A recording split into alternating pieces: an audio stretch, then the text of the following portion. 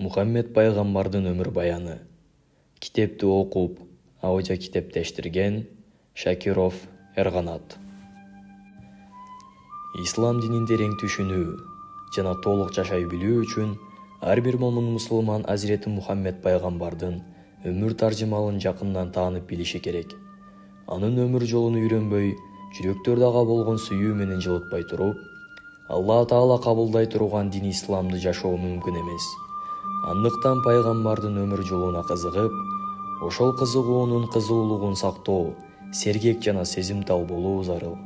Мухаммед Мустафаны тааныбай туруп, аны сүйө албайбыз. Анын сыңарындай, аны жан дилден берилип сүйбөй туруп, чыныгы имандуу момун боло албайбыз.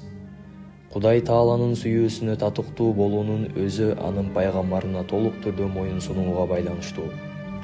Денинин мүчөлөрү сыңары бири-бирин толуктап турган ушул маанилүү себептерден улам Азирети пайгамбарыбыз сүйүү маселесине абдан басым жасаган жана сүйүүгө байланыштуу айыр мамилени талап кылган аяр жагдайларды көз жаздымындай калтырган эмес.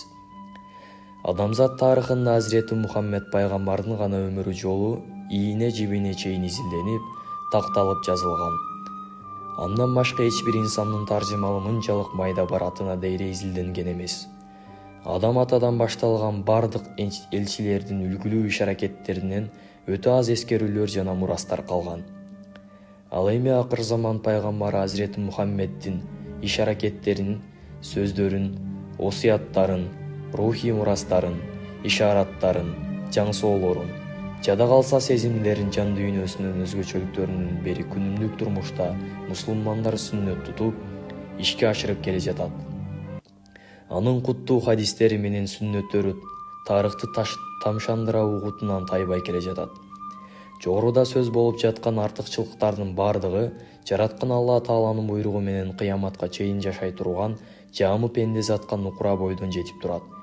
Ислам дининдеги адеп-ахлакты теориядан иш жүзүнө калыптандырган, ошондой эле башка системалардан бийик кылган нерсе бул Азирети пайгамбарыбыздын куттуу өмүр кенчинин, асыл касиеттеринин кылдаттык менен изилдөөнүсүндө жана кылымдар бою эч өзгөрүүсүз ушу күнгө чейин жетип келгендигинде жатат.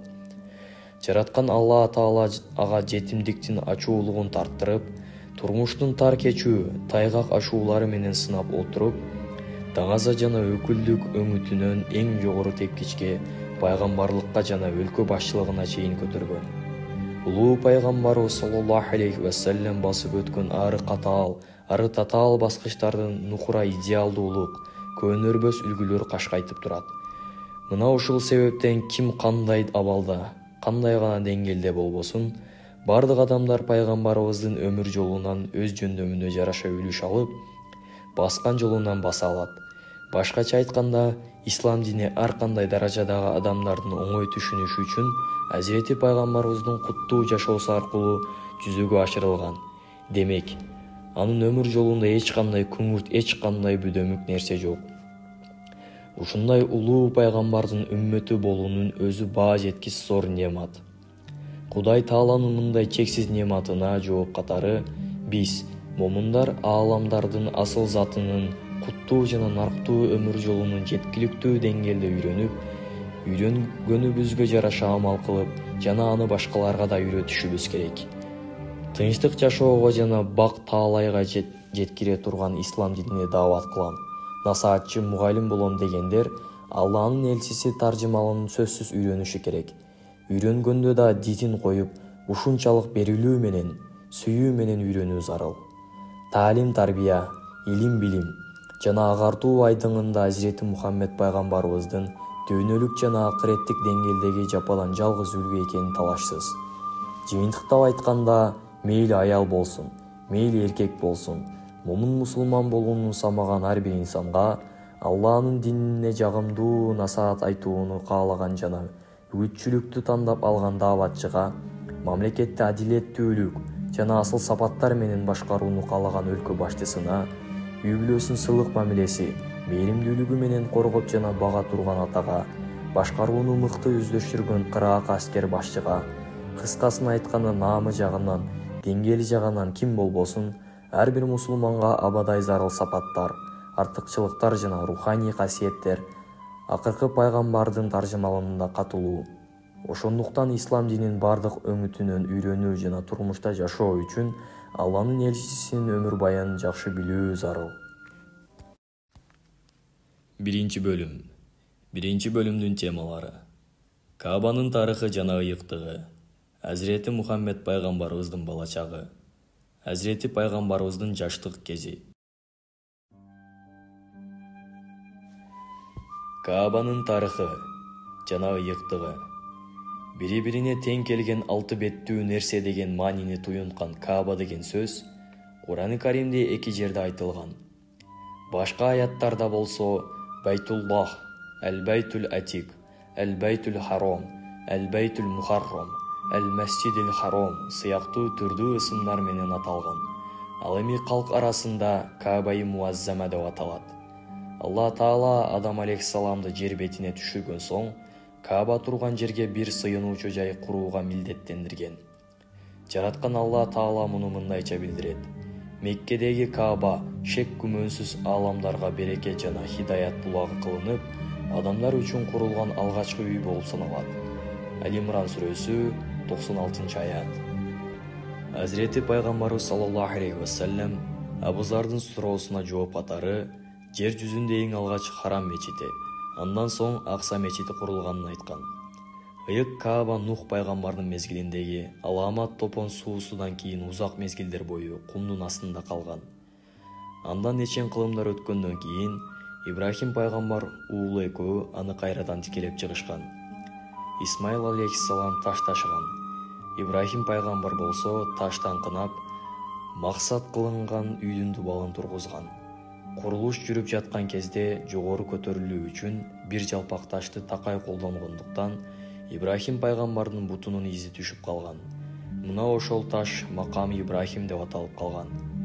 Бир кездерде Ибрахим Исмаил менен бирге Алланын үйүнүн пайдубалын көтөрүп жатып: "О жараткан Алла, бизди ушул ишибизди кабыл кыла көр.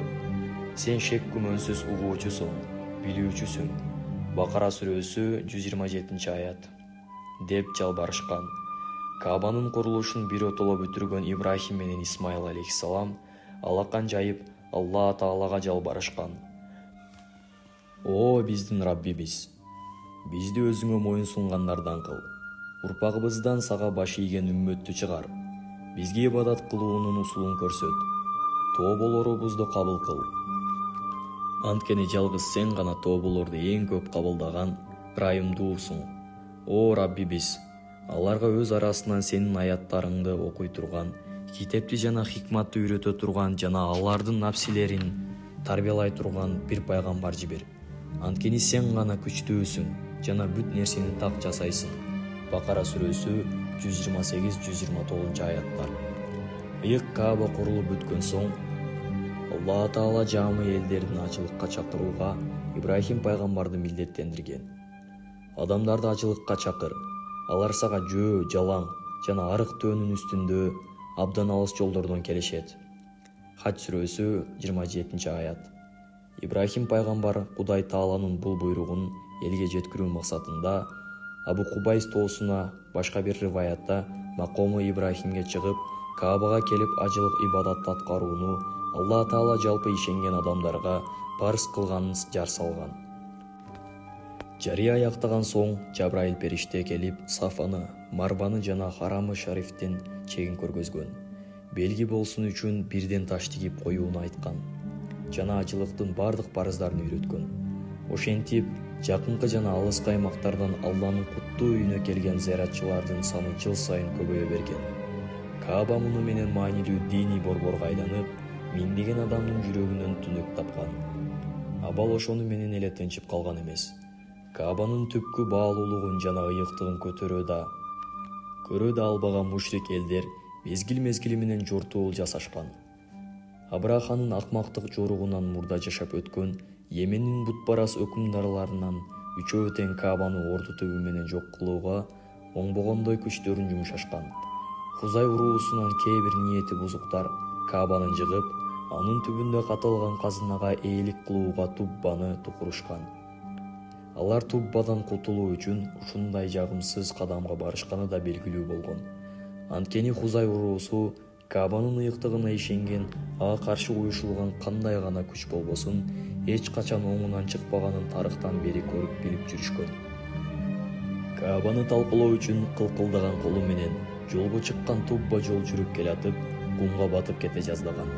Жанындагы билгиндеринин эскертүүсү жана туура кеңеши менен Карасантай оюнан кайткан жана Алла Тааланын үйүнө таазим кылып, Меккенин калкына сый-урмат көрсөтүүгө сөз берип, кумга батып жок болуп кетүүдөн кутулган. Тарыхтагы ушул сыяктуу окуялардан улам элдер куттуу Каабанын жараткан Алланын даргөйүндөгү кадыр-баркын таасын сезишкен. Ошого жараша көптөр аны чын көңүлдөн урматташкан. Каабаны, меккеликтерди жана Курайш уруусун Алла Таала өзү коргоп алаарына Арабстан эли толук ишенишкен. Азирети Ибрахимдин көзү өткөндөн кийин элдер кылымдар бою Байтуллахка жүз туруп, тавхид ишениминин негизинде ибадаттарын кылышкан. Убакыт өтүп, муун алмашкан сайын эл акыйкат ишенимин тайып, бутпарас болуп кеткен. Мушриктер Каабанын ичине жана айланасына көп буттарды тургузушса да, аны ар дайым Байтуллах деп аташкан. Мекке каратылган мезгилде мусулмандар Каабаны буттардан тазалашкан. Азирети Мухаммед пайгамбарыбыздын жеке көзөмөлүндө Каабанын ичи тышы Замзам менен жуулган. Кааба ошол куттуу күндөн тартып, Курман айттын Арапа күнү Замзам жана гүл суусу менен жуулуп, тазаланып, жыпар жыттуу атыр себилип, үстүндөгү жабуусу жыл сайын алмаштырылып келет. Исламдан мурунку караңгылык доорунда мушриктер Муаллекатул Саба сыяктуу адабий чыгармаларга жана ыр-санактарга олуттуу маани беришкен. Ошондой эле мусулмандар менен ар тармактуу алаканы кесүү тууралуу саясий салмагы бар чечимди Каабанын дубалына илишкен. Эл чогулган борбор катары Каабага абдан маани беришкенин ушул сыяктуу тарыхый окуялардан билсек болот. Курула баштаган күндөн тартып Каабага тиешелүү бир топ өзгөчө вазифалар болгон. Алгачкы күндөн тартып аларды Азирети Исмайыл аткарып турган. Исмайыл пайгамбар дүйнөдөн кайтаарда бул шарапаттуу вазифаларды уулуна осуят кылган. Уулу болсо Журхуми уруусуна табыштаган. Журхумилерден кийин ургудан урууга өтүп олтуруп, өз заманында Курайшка чейин кынтыксыз келген. Алар төмөнкүдөй кызматтар болгон. Биринчи, Сидана же хижаба, Каабанын үстүнө жабылган парда менен ачкычты коргоо кызматы. Экинчи, сикая, ажыларды таттуу суу менен сыйлоо жана Замзам кудугуна байланыштуу кызмат. Үчүнчү, ридана, сапар бүткөнгө чейин колунда жок ажыларды тамак-аш жана жатакана менен камсыздоо. Бул кызматтар кайсы гана мезгил болбосун, эң бийик шарапат, чоң мартаба деп эсептелген.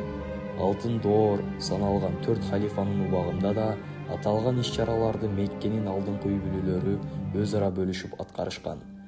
Азирети Умар өзүнүн халифалык доорунда бул вазифаларды аткаргандарга эң алгачкылардан болуп кызмат акы бердирткен. Азирети Муавиядан тартып бул иштер мыйзамдаштырылган. Осман империясынын тушунда болсо, Каабадагы кызматтар үчүн жыл сайын Харамайн казынасынан айлык акы берилип турган.